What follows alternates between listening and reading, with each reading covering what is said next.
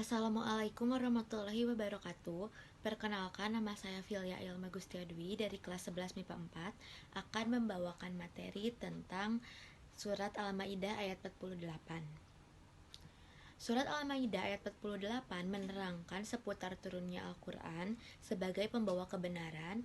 Dalam ayat tersebut juga dijelaskan perintah untuk memutus perkara hingga berlomba-lomba dalam kebaikan.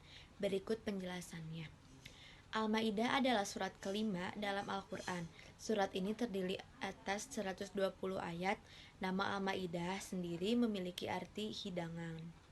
Dalam surat tersebut diceritakan peristiwa perjamuan Nabi Isa alaihissalam dengan hidangan yang turun dari langit yang bermakna sebuah anugerah. Surat Al-Maidah diturunkan di kota Madinah. Ayat-ayat di dalamnya diturunkan setelah Rasulullah SAW hijrah ke Madinah sewaktu melakukan haji terakhir atau haji wada. Menurut tafsir Kemenag, Al-Maidah ayat 48 mengandung penjelasan tentang turunnya Al-Quran kepada Nabi Muhammad SAW. Dijelaskan di dalamnya, Al-Quran merupakan kitab samawi terakhir yang membawa kebenaran yang mencakup isi dan membenarkan kitab sebelumnya seperti Taurat dan Injil.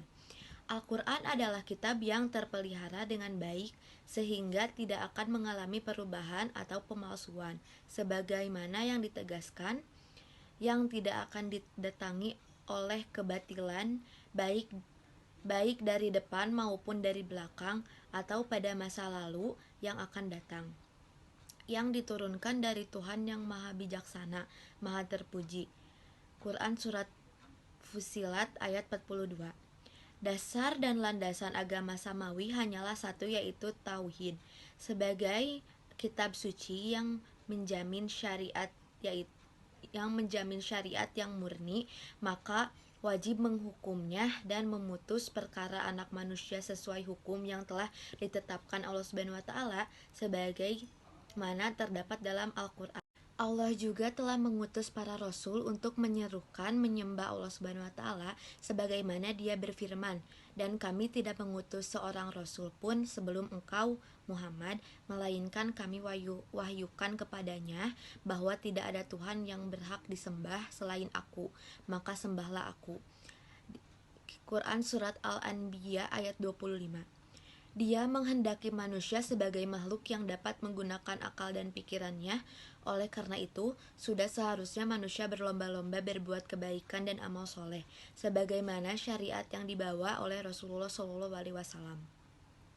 Ibnu Katsir menerangkan maksud berlomba-lomba dalam kebaikan yakni taat kepada Allah SWT dan mengikuti syariatnya, serta membenarkan kitab Al-Quran yang merupakan kitab terakhir yang diturunkannya.